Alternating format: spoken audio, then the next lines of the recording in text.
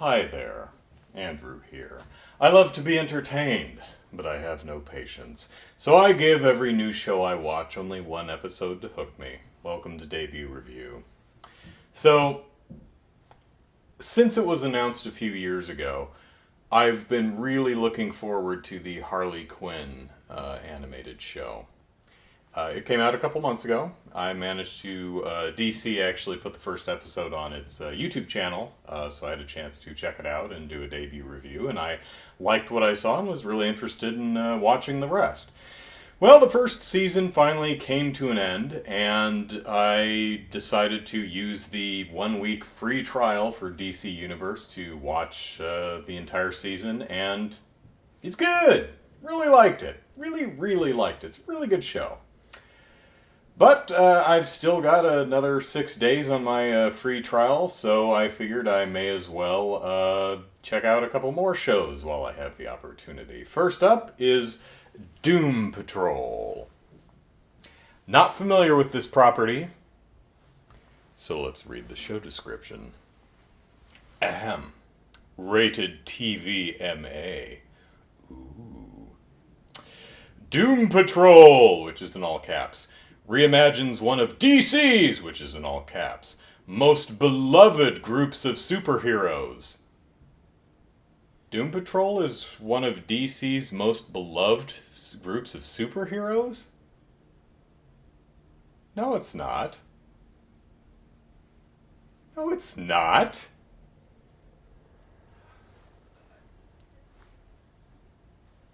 I like to think that I'm fairly savvy when it comes to comic book stuff, that my finger's pretty on the pulse of this genre, and I'm barely passingly familiar with Doom Patrol.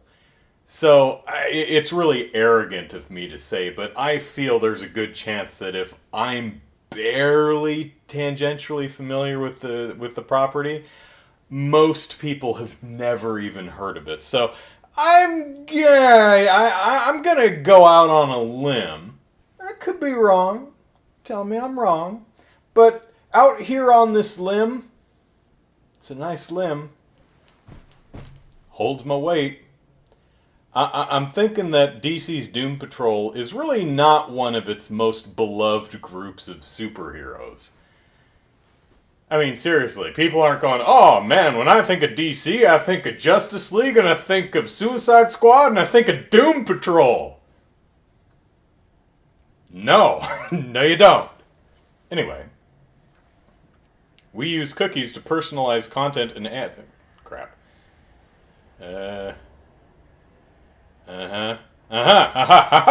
Okay. The beloved group of superheroes. Robot Man. A.K.A. Cliff Steele. Negative Man. I've heard of, but have you? A.K.A. Larry Trainer. Would not have come up with that name. Elasta-Woman. A.K.A. Rita Farr. And Crazy Jane. No alias. Led by modern-day mad scientist Niles Calder, a.k.a. the Chief. Each member of the Doom Patrol... so Doom Patrol's all caps up here, but it's lost its status, and now it's regular caps. Suffered a horrible accident. Each member of the Doom Patrol, you see. Each member of the Doom Patrol suffered a horrible accident that gave them superhuman abilities, but also left them scarred and disfigured.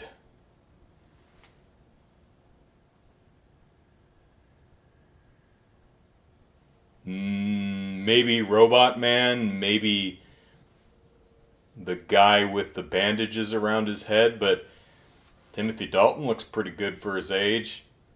The two women are completely flawless as far as facially. Maybe they're scarred under their sleeves or something. That woman's not wearing sleeves. And we've got Cyborg. You know him from Justice League. And I guess I don't see any scarring. I guess you could consider him disfigured But I mean, all the disfiguration is like replaced with cool metal bits. So I mean, if half my face were robot, I'd probably be annoyed too. But anyway, scarred and disfigured they are, traumatized and downtrodden. Spitting here. The team found their purpose through the chief, coming together to investigate the weirdest phenomena in existence. Following the mysterious disappearance of the chief, these reluctant heroes will find themselves in a place they never expected to be. Chuck E. Cheese's, no, I'm sorry, called to action by none other than Cyborg. No alias. Who comes to them with a mission hard to refuse. Part support group, part superhero team. The Doom Patrol is a band of super-powered freaks who fight for a world that wants nothing to do with them. Okay, so I know precious little about the property, but I've heard this particular show is really, really good. Well, I'll be the judge of that. There is an art to crafting a mystery, to leave the audience wanting more. See, as a storyteller, you don't want to lay all your cards out on the table. Those would be spoilers! So, you want to purposefully and selectively dole out information so that your audience can follow along, but enjoys the surprises along the journey of your well-crafted narrative. Episode 1 of Doom Patrol, I feel, does not do this particularly well, because I was fairly digging it for the first 40 minutes or so, but the last 10 or 15 minutes, I was completely confused as to what was going on. As to, do the characters know what's going on? Or are they just as much in the dark as I am? Did I black out for 5 minutes and miss some crucial story details? That's possible, I suppose. But let's back up. So, generally liked the show. I think it's got a nice atmosphere, the performances are fun, the characters are interesting, it's neat learning about their backstory, and even though you don't know where it's going, you have enough details to say, oh, they're interesting people in an interesting situation, okay, let's see where it goes. We've got Brendan Fraser's character who dies in a car wreck, and he's robo-copped into a robot man, because only his brain survived, you see. We have an actress from the 50s who fell in a lake and got possessed by a glowing green energy orb thing, and now she occasionally just kind of melts into a puddle. You know, she got better. Like, her skin keeps sloughing off her face. You know, like the melty guy in RoboCop. But she can seem to, like, hold herself together when she's, you know, I guess concentrating hard. There's also Negative Man, who is an Air Force test pilot for experimental flying things. And he crashes, and because he's possessed by a blue ball of energy. We're not really clear exactly what his power is. It seems like he's like Livewire or someone. He's just an electricity person who can jump out of his body and wander around. It's not particularly clear what he does yet. But we've got Robot Guy, we've got Woman who can, I mean, her name in the credits is Elastawoman, so you can assume she's kind of like Plastic Man or Elastigirl in the Pixar movies, the Incredibles. Who else? Oh, we've got Crazy Jane, who is multiple personality person, but apparently each personality has its own superpower. We only really get to see one. She can light on fire and grow really big. But then Brendan Fraser bot says, "Don't do that." And it's like, all right. Okay, so we've got some misfit heroes in a millionaire's mansion where they're hiding because the world might look at them funny. Yeah, the world's kind of a crap place with crap people in it. Yeah, I can see that. One of the first thing I thought was really odd was this takes place over, Brendan Fraser dies in the car wreck in the 80s, and it takes Timothy Dalton, who's awesome as always. Should do more movies. He's always awesome. Took like 7 years to build Robo Brendan Fraser. And then Robo Brendan Fraser just kind of hangs out in the mansion for the next 30 years. I thought this show was going to take place in the 80s. No, it just fast forwards to 2019. 50s woman who melted. She's just been living there the entire time. Air Force guy who crashed. He's the guy on the poster who's looks like the Invisible Man because of all the bandages. So he's been there since the 60s, I think. Crazy Jane appears to be in like her late 20s. I don't know how old she's supposed to be. But when she comes to the mansion in 2019, everyone knows who she is, except Brendan Fraser, who's been there for 30 years. So is she significantly older than 30? Was he just in his room playing with his slot cars when she visited the other times?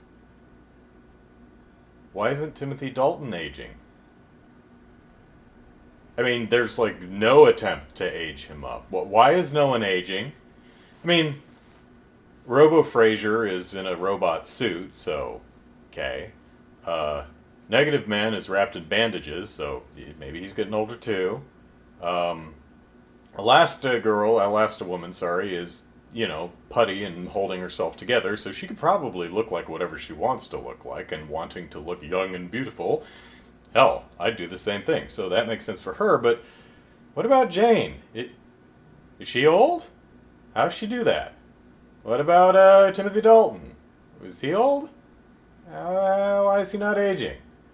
These are, not terribly important, but it was something I was wondering. So Timothy Dalton says, "Hey, I'm going out for a bit. You kids behave." And he's already made a point that people can come and go. You don't have to stay there. You can leave. And some people have. And sometimes some people come back. Like Jane came back. But suddenly, Timothy Dalton leaves and they're like, "Ooh, let's go into town." "Oh, Daddy's not going to like that." And I'm like, well, wait, what? Could we not go into town? Oh, this is a bad idea. Why? I thought we could leave if we want. Why are you not allowed to go? What happens if you go into town? What? This was not established. Not to me, unless, again, I lost consciousness at some point during the show. So they go into town, and Robo Fraser and Jane go buy a stuffed giraffe, like you do. The Negative Man goes into a bar and orders a beer, but can't drink it because his face is wrapped in bandages. I guess he could have pulled it, but he never does. He just kind of sits there with the beer. Elasta Woman goes into a diner and has a burger. But then her face starts sliding off her skull, and I don't know why. Because for the past 40 minutes of show, she's had absolutely no issues holding herself together. Is it the stress of talking to other people? What's the deal, show? You can't have tension if you don't know what the stakes are. But she completely dissolves into a puddle like a gigantic blob. You've seen The Blob, right? You should see The Blob. The Blob's good. either of them. I like the one from the 80s better than the one from the 50s. 50s one's kind of goofy. The one from the 80s is absolutely awesome. Anyway, somehow her mass, like, increases by, like, tenfold, because she's a giant blob monster, and she sloughs out of the bar or diner and starts flowing down the street, and a bus crashes for no reason, and the bus is stuck, and the blob monster is rolling at him, and they're like, oh no, what are we gonna do? I'm like, I don't know, just go out the back of the bus? Or just sit and wait? I mean, is the blob dangerous? She's not attacking anybody. It's not like the ground under her is melting or something. She doesn't seem to have any, like, acidic properties.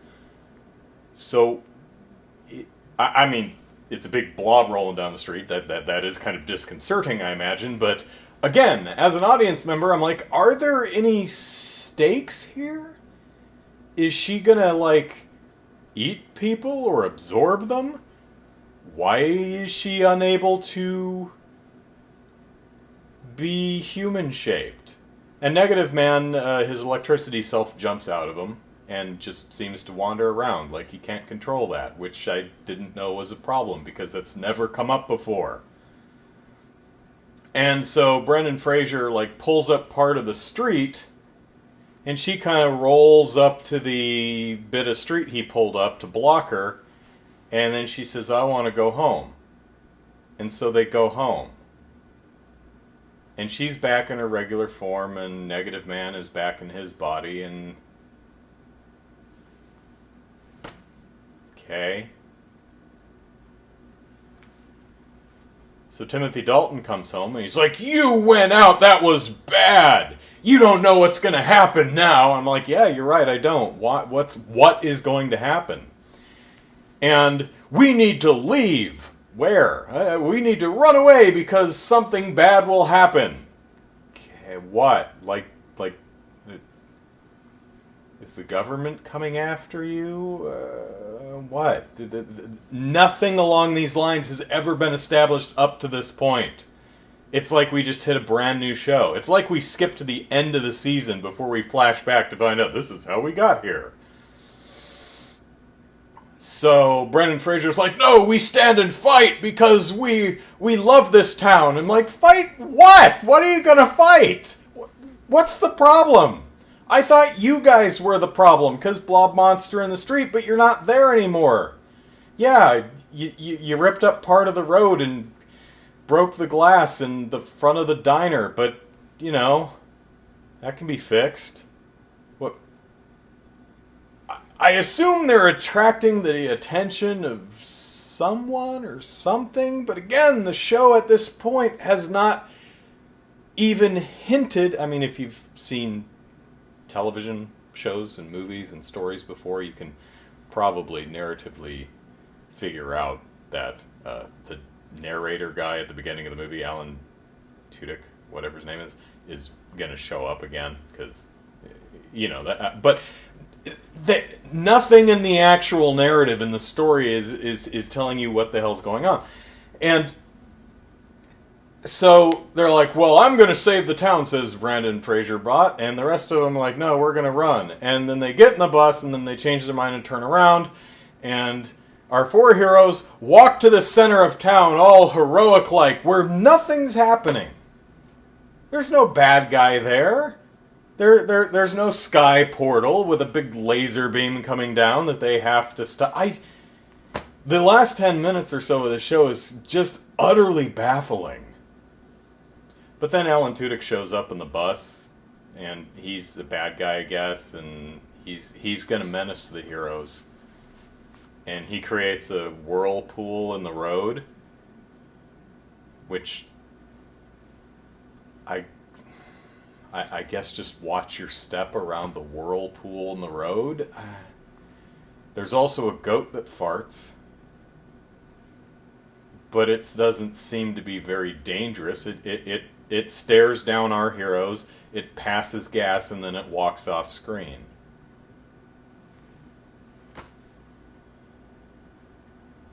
So, like I said, there is an art to